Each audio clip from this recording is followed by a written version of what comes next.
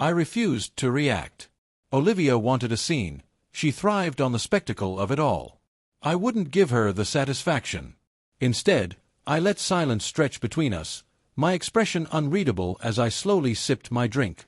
The crowd's attention shifted awkwardly, eyes darting between us, unsure whether to laugh or pretend they hadn't just witnessed my wife degrade me in front of them.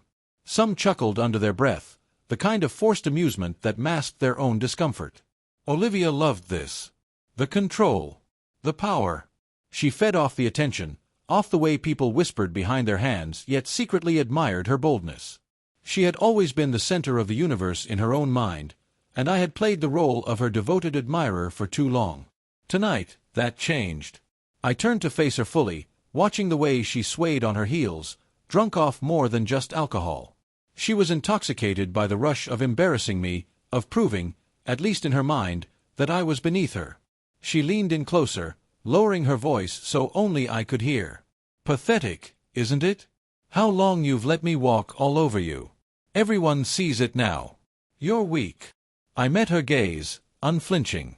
And you're a fool. Her smug expression faltered. You think humiliating me makes you strong? I continued, my voice even controlled. You're mistaking cruelty for power, Olivia. But don't worry, you'll learn the difference soon enough. I stepped back, adjusting my cufflinks as if nothing had happened. Then I turned to the bartender and ordered another drink, ignoring her entirely. She hated that. For a woman who thrived on chaos, being ignored was the ultimate insult. Her eyes burned into me, but I didn't acknowledge her. Not when she scoffed, not when she flipped her hair and sauntered away, nor when her little audience slowly lost interest in her and turned back to their own conversations. She had expected me to fight, to yell, to storm out in humiliation. But I didn't. And that terrified her more than anything. Because Olivia knew me. And she knew I never let anything go. By the end of the night, her laughter had dimmed. The momentary high of publicly degrading me had worn off, and she was left with something unfamiliar, unease. I could see it in the way she glanced over at me, searching for some indication of how badly she had hurt me. She found none. Instead, I watched her the way a wolf watches wounded prey, patiently, knowing the kill would come at the perfect moment.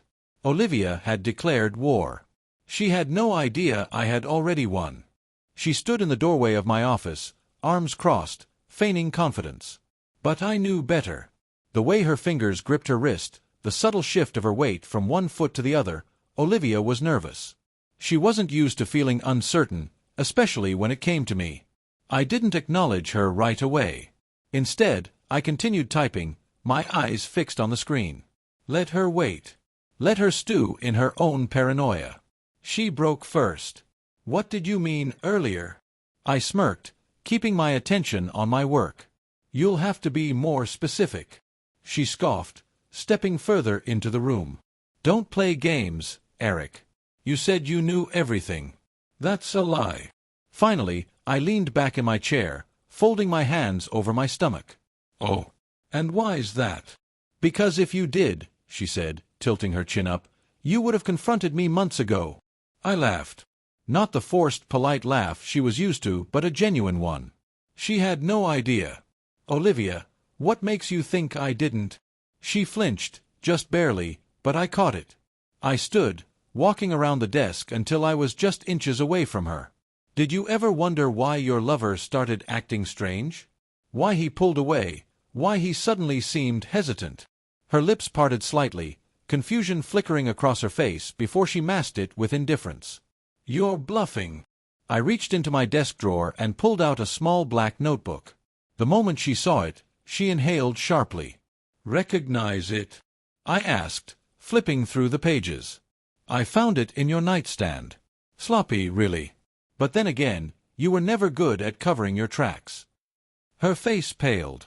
That notebook contained every rendezvous, every excuse she had ever given me, every little detail she had written down to keep her lies straight. She had always prided herself on being meticulous, on ensuring that her stories never contradicted each other. Too bad I had been reading it long before she realized it was missing. You, she swallowed hard. You went through my things. I raised an eyebrow. Interesting how that is what bothers you. Not the fact that I know about the late-night hotel visits, the secret phone calls, the little whispers between you and him while you thought I was asleep. She shook her head, gripping the back of the chair for support. You don't understand. I understand perfectly. My voice was calm, controlled.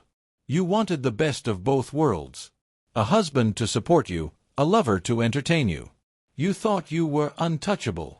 She licked her lips, searching for a way to regain control. It wasn't serious. I chuckled, stepping closer. Oh, Olivia. That's the difference between you and me. I leaned in, lowering my voice to a whisper. I am serious. She shuddered, whether from fear or something else, I didn't care. I gave you the benefit of the doubt, I continued, circling her like a predator. I waited, thinking maybe, just maybe, you'd come clean. But instead, you tried to humiliate me in front of our friends. You wanted to make me look weak. Her throat bobbed as she swallowed. I didn't mean. Yes, you did. I cut her off sharply. And now, you're going to reap what you've sown. She inhaled sharply. What does that mean? I smirked, tapping the notebook against my palm. It means that the life you've built, the reputation, the status, the admiration you crave, is about to crumble. She gasped, shaking her head. Eric, don't. I held up a finger, silencing her. Save it. You wanted a war. I leaned in, my lips barely grazing her ear. You just got one. Her breath hitched as I turned and walked away, leaving her standing there, shaken. She wasn't ready for what came next. But that didn't matter. Because it was already too late. The next morning, Olivia woke to chaos. Her phone buzzed non-stop on the nightstand, each notification more frantic than the last. I stood by the window, sipping my coffee, watching as the city came to life. Unlike her, I had slept peacefully. She grabbed her phone, blinking rapidly as she scrolled through message after message. Panic crept into her features. What did you do? She demanded, voice hoarse from sleep. I didn't respond immediately. Instead, I took another slow sip before turning to face her. Why don't you check your email? Frowning, she sat up, tossing the sheets aside. She was still in last night's dress, the fabric wrinkled, her carefully styled hair now tangled. For the first time in years, she looked disheveled, unpolished. She opened her inbox, and I watched as her expression transformed: confusion, disbelief, horror. This. Her hands trembled as she held the phone. This isn't real. Oh, but it is. Her gaze snapped to mine, desperation creeping into her voice. How? Does it matter? I shrugged. I told you last night, your little empire was built on deception. And now, I'm simply helping you tear it down. She shook her head, scrolling through the damning evidence. Screenshots of her texts with her lover. Photos of them leaving the hotel together. A detailed breakdown of every expense she had hidden from me. Every single lie she had spun, now laid bare for the world to see. Her friends. Her business associates. Even her family. They had all received the same email. You, she gasped, clutching her phone as if it could somehow undo the damage. You sent this to everyone? I smiled. Of course. Her breathing turned shallow. Eric, do you know what you've done? I tilted my head. Oh, I know exactly what I've done. She lunged out of bed, shoving the phone in my face. This is my life. My career. Do you realize how many people will see this? All of them. She stumbled back, gripping the edge of the bed. No, no, no. I can fix this. I can explain. I chuckled. Explain. Olivia, there's no talking your way out of this. Your lover's wife received the email too. From what I hear, she's livid. She paled. She doesn't know about us. She does now. A strangled sound escaped her throat. And, I continued, my tone almost amused, your business partner? The one who vouched for you when you applied for that executive board position? Yeah, he knows too. Something tells me they don't take too kindly to liars. Tears welled in her eyes. Eric, please. I sighed, feigning sympathy. Funny, isn't it? You spent years crafting this perfect image. The devoted wife. The successful entrepreneur. The queen of high society. I stepped closer, lowering my voice. And now, you're just a joke. Her bottom lip trembled. You don't have to do this. We can fix this. You and me. I scoffed. You don't get to decide that anymore. Her fingers curled into fists. You want revenge? Fine. You got it. But this, she gestured wildly at the phone. This is cruel. I smirked. No, Olivia. What you did was cruel. This. I gestured around us. This is justice. She sank onto the bed, stunned into silence. I leaned down, brushing a strand of hair from her face. And the best part? This is only the beginning. Her breath hitched. I stood, turning to leave. Pack your things. You won't be staying here much longer. Eric, she choked out. I didn't stop. She had spent years playing her game. Now, she would learn what it meant to lose. Olivia didn't move for a long time. She sat frozen on the edge of the bed, staring blankly at the screen as the weight of my revenge crashed down on her. I watched, arms crossed, as the realization settled in. Her carefully constructed life was over. There was no undoing the damage, no weaving a new lie to escape the fallout. This wasn't something she could laugh off or manipulate her way out of. She had lost. When she finally looked up at me, her eyes were raw with emotion. Eric, please. Her voice was barely a whisper. I tilted my head, savoring the desperation she had never shown before. Please what? She inhaled shakily. We can fix this. We can work through it. You still love me, I know you do. I laughed. Dark, humorless. Love. That's rich coming from you. I shook my head. Love doesn't humiliate. Love doesn't lie. Love doesn't betray.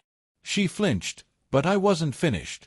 I spent years putting you first, Olivia. I trusted you, defended you, built a life with you. And you threw it away for cheap thrills. Tears spilled down her cheeks, but I felt nothing. Not pity. Not regret. Nothing. Her hands clenched into fists. It wasn't like that. You chose this, I cut in sharply. Every single time you snuck around, every time you laughed at me behind my back, every time you thought you were untouchable. I stepped closer, watching her shrink under my gaze. Now, you're going to live with the consequences. She shook her head frantically. No. I can explain. Explain to who? I smirked. Your friends. They've already distanced themselves. Your business partners. They're scrambling to cut ties before your reputation drags them down too. I let that sink in. And your lover. Oh, he's in his own mess now. His wife is filing for divorce as we speak. Olivia gasped. No. He wouldn't leave me. He doesn't have a choice. I pulled out my phone, showing her the final nail in the coffin. A message from him, short and brutal. Lose my number. Don't contact me again. Her face crumbled. I pocketed my phone, letting her sob quietly. You thought you had power, Olivia. But it was never yours. I gestured around the room. This house. Mine. The car outside. Mine. The accounts you dipped into when you thought I wouldn't notice. I chuckled. All locked. You have nothing now. Her breathing turned erratic. You can't do this to me. I arched an eyebrow. I already did. She lunged forward, gripping my shirt. Eric, please. I'll do anything. I pried her fingers off me, disgusted. Anything. I pretended to consider it. All right. Here's what you'll do. She sniffled, hopeful. Yes. I leaned in, lowering my voice to a whisper. You'll leave. She blinked. What? You heard me. Pack your things. Get out of my house. Panic flared in her eyes. No, where will I go?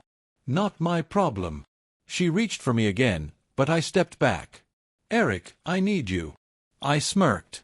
Funny. That's exactly what I used to think about you. Her sobs turned hysterical, but I didn't stay to watch.